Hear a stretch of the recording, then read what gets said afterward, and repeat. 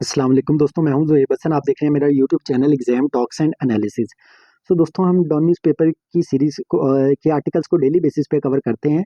आज हमने 24 अगस्त को के जो आर्टिकल्स हैं उसको कवर करना है। ये हमारे एडिटोरियल के आर्टिकल्स हैं। ओपिनियन के मैंने अलग से वीडियो बना के अपलोड कर दिया, वो भी जाके लाजमी सुनिएगा। हम दोनों के लिए अलग अलग वीडियो बनाते हैं, एडिटोरियल के लिए अलग और ओपिनियन के लिए अलग। ये एडिटोरियल के आर्टिकल्स की वीडियो है 24 अगस्त 2025 के डॉन न्यूज़पेपर की। दोस्तों पहला आर्टिकल है हमारा साइज ऑफ द पाई के नाम से। दोस्तों एक नया यानी कि NFC award 11th NFC award जो है वो बनाया जा रहा है, जिसमें ये चीज़ डिसाइड की जाएगी कि सेंटर और प्रोविंसेस के दरमियान जो पैसा इकट्ठा होता है उसको डिवाइड कैसे करना है। अब जो सेंटर है दोस्तों वो ये चीज़ चाहता है कि उसके पास ज़्यादा पैसे हों, उसे कम पैसे प्रोविंस को देने पड़े। प्रोविंस जो है वो अभी कितना हासिल कर रहा है, वो एनएफसी अवार्ड के जरिए 57.5% जो पैसा वफाक इकट्ठा करता है उससे 57.5% सूबों को देने पड़ते हैं।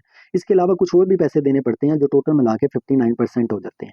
अब सेंटर ये चाहता है कि जो बड़े प्रोजेक्ट्स मैं सूबों में जाके लगाता हूँ तो मुझे प्रोविंस जो है वो पैसे दे। इसके अलावा जिस सूबे के अंदर डिजास्टर आते हैं, फ्लड्स आते हैं, तो मुझे काम करना पड़ता है, उसके लिए मुझे पैसे चाहिए, तो सूबे मेरी हेल्प करें।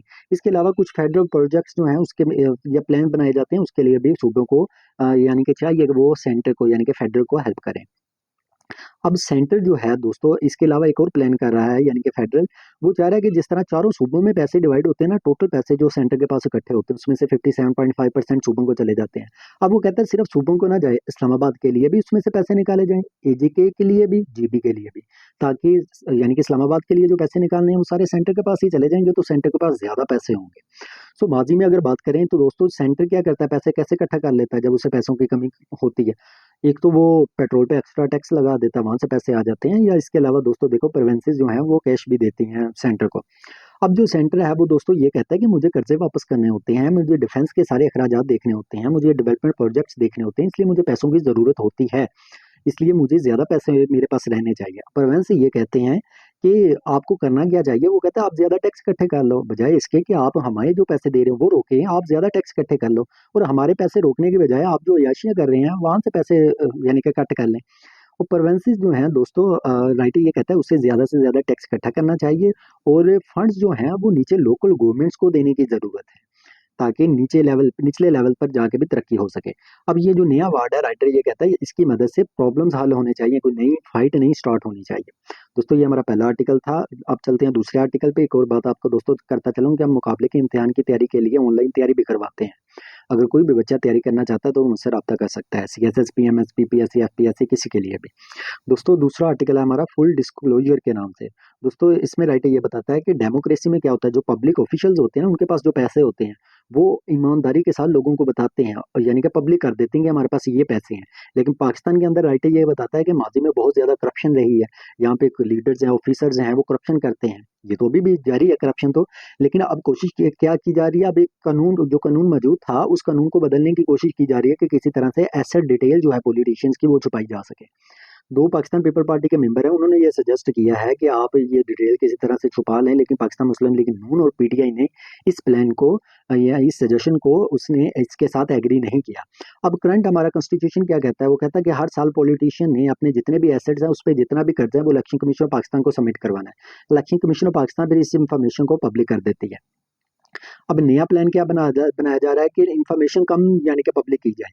अब स्पीकर और सेनेट चेयरमैन डिसाइड करें कि क्या कुछ शो करना है और क्या कुछ नहीं करना। राइट एक्सपर्ट ये कहता है अगर आपने इस तरह से किया तो मुल्क के अंदर ट्रांसपेरेंसी कम हो जाएगी, करप्शन ज्यादा हो जाएगी, आसान हो जाएगी करनी, पाकिस्तान की जो डेमोक्रेसी इंप्रूव होनी चाहिए थी वो रुक जाएगी। तो पब्लिक सर्वेंट्स जो है उसका तो काम है ना कि वो तो पब्लिक सर्वेंट्स हैं, उनका तो काम है कि वो लोगों की बेहतरी के लिए आके उन्होंने काम करना है, तो वो अपनी जो उनके एसेट्स हैं वो तो आवाम को बताएं कि हमारे पास ये है, ताकि फ्यूचर में अगर कोई बढ़ जाए एसेट तो आवाम क्वेश्चन पूछने के लिए तो उनको उनकी उनका एहतसाब कर सके। अगर राइटर कहता आप ऐसे नहीं कर सकते तो फिर आप घरों में जाके बैठें, फिर आप हुक्मरानी तो ना करें। सो बेटर वे क्या है, राइटर ये कहता है कि जो करंट लॉ है आप इसको मौजूद रखें, सिविल और मिलिट्री ऑफिसर्स के जितने भी एसेट्स हैं वो पब्लिक होने चाहिए, और पॉलिटिशियंस को तो अच्छी एग्जांपल सेट करने की जरूरत है। ट्रांसपेरेंसी जो है वो अच्छी लीडरशिप लेके आती है, वो गवर्नेंस को भी बेहतर करती है, इसलिए इस चीज से रुकना नहीं चाहिए। दोस्तों चलते हैं अपने तीसरे आर्टिकल पे जो कि हमारा डिफाइंग रीजन के नाम से। दोस्तों इमरान खान के दो भांजे जो हैं उनको 9 मई 2023 का इंसिडेंट जो था उसके 27 मंथ के बाद उनको अरेस्ट कर लिया गया है। एक भांजा जो है दोस्तों उसको यानी कि अरेस्ट किया गया कि वो 9 मई के केसेस में मुलव्वस था, लेकिन राइटर ये कहता है कि वो तो उस टाइम चित्राल में मौजूद था। उसकी तो फोटोज भी आ चुकी हैं चित्राल की। सो पुलिस जो है लाहौर की, उसने अरेस्ट, लाहौर की पुलिस ने अरेस्ट किया था, लेकिन उसे पता ही नहीं था कि हमने अरेस्ट कर लिया। मतलब कि जब स्टार्ट में इन्हें पता ही नहीं था कि हमने अरेस्ट कर लिया। इन्होंने कहा कि हमें पता ही नहीं है कि वो बंदा कहाँ है। नेक्स्ट डे क्या हुआ कि जो दूसरा भांजा था इमरान खान को, उसको भी उसके घर के, लाहौर में उसके घर के बाहर से अरेस्ट कर लिया गया। अब पुलिस ने ये कहा कि ये, यानी कि जो प्रोटेस्ट हो रहा था 9 मई का, उसमें हमारे पास वीडियो एविडेंस है कि ये मौजूद था।